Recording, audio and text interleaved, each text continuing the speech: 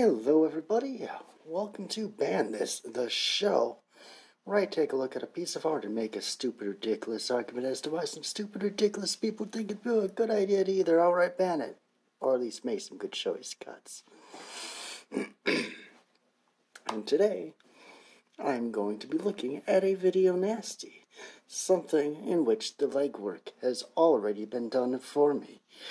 With it being November, I like to keep that alliteration going. So, for my final review this year, this month, which hasn't really been much. Anyways, I am looking at the other art house video nasty.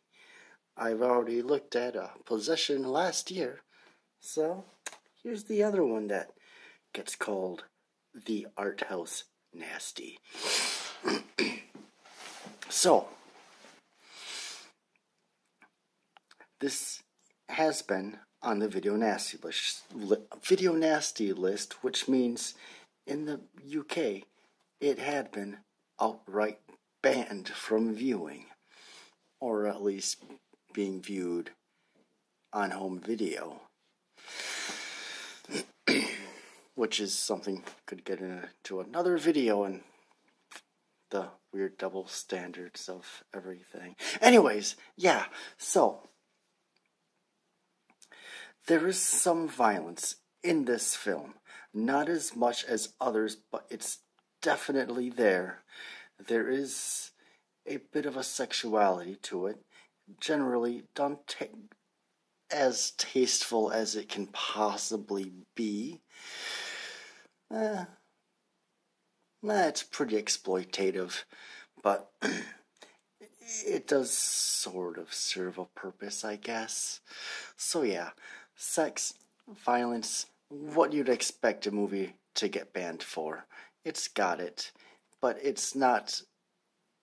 Yeah, it's definitely a much more tasteful film than a lot of the other movies on the list. Troma, this is not. So, alright, what do I think of this movie? It's alright. It definitely isn't Possession. Nowhere near. But it is definitely a much more serious, kind of a psychological movie. It does, mild spoilers. The events that cause everything in the main storyline is from trauma due to pedophilia. So, that theme could be enough to trigger somebody else. Because, it's definitely a touchy topic. And it's done much more better here than in some other films dealing with similar topics, such as the movie Cuties that every single person in the world seems to love.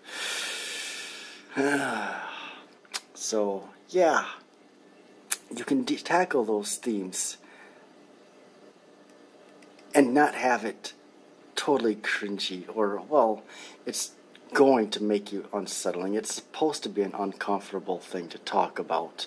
That's part of and I think that's more of the reason why it's in here, just to add the layers of uncomfort. So, yeah. It's alright. It's definitely a slower movie. It's got a lower body count. It's not the most violent film in the world. But there'll probably be enough where if you do like that, it'll keep you going a little bit. But it's definitely not a non-stop movie. It definitely takes its time. It's more about getting inside the character's mind, and finding out why is she the way she is. Is she going insane? Is she not? Is she responsible for these dreams that she's having?